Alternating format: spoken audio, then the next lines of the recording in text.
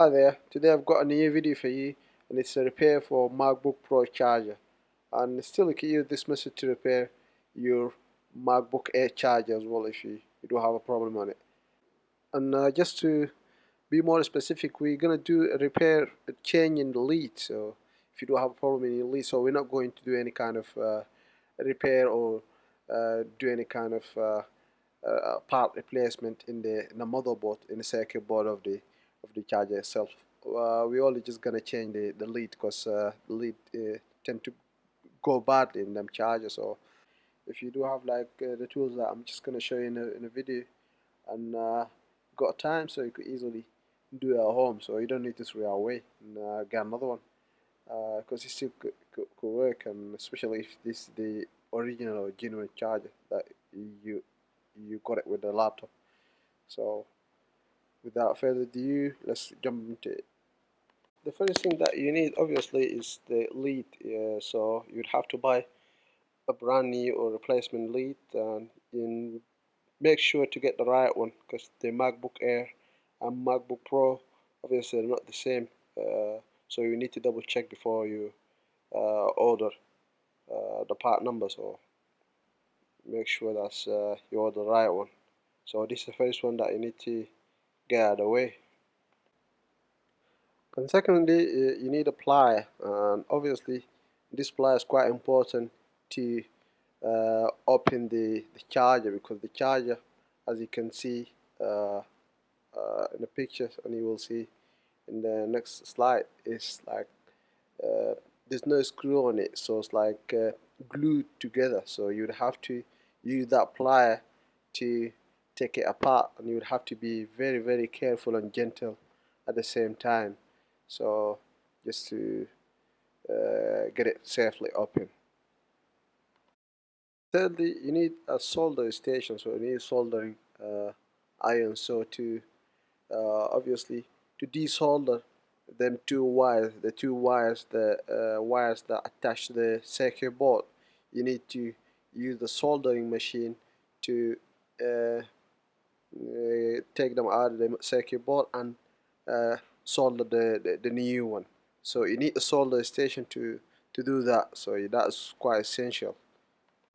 And finally, you need a super glue, so to put them two cover together, so to seal them together, as we've seen earlier that there's no screw, so the only way to put the charger together is through the uh, uh, seal it together by the super, using the super glue. So you would have to use super glue uh, to put it back together uh, in a perfect way.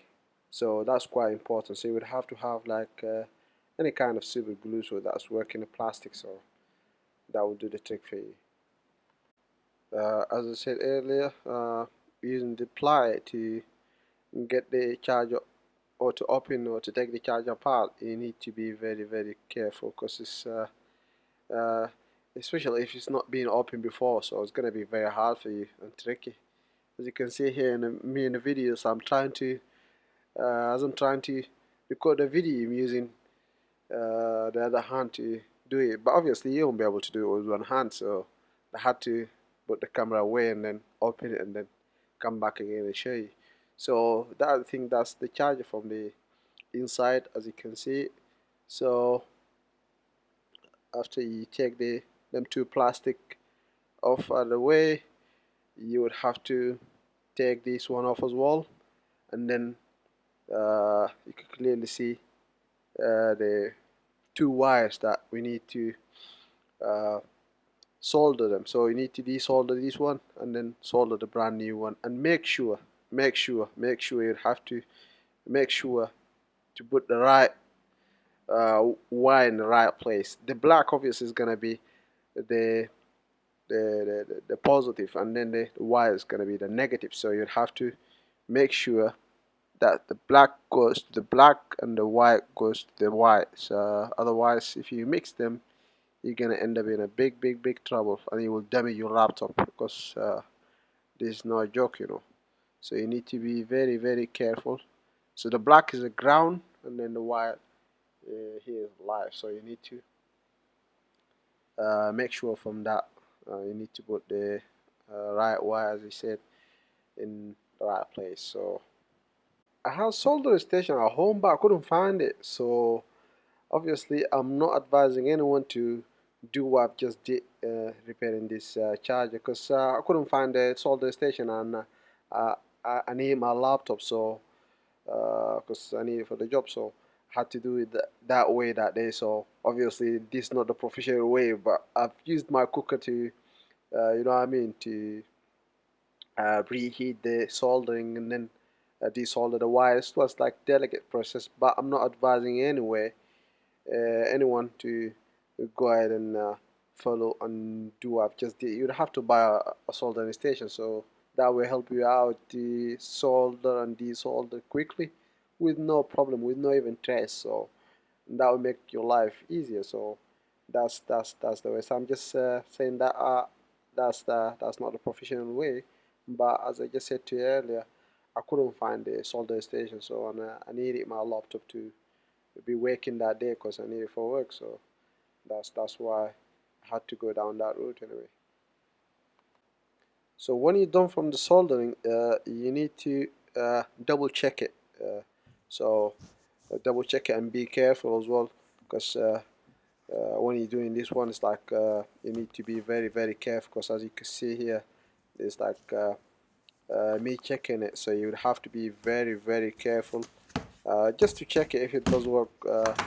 So if it does work, that's mean you solder it in the right way, and obviously you could go ahead and then uh, after that you go ahead and do the rest, which is like the sealing and using the super glue. And as you can see me here, uh, I'm just putting it together, and I don't know if you go that if you do have that one, so you got just put a weight on it. If you got any kind of weight, so you could just put a weight on it. I'm talking about after you glue it together, you'd have to put a weight on it for 10-15 minutes. It depends on how strong your super glue is. So if you got a decent super glue, uh, you don't need to weigh that much, you know. So that's about it. So that's about it. So thank you very much for watching the video.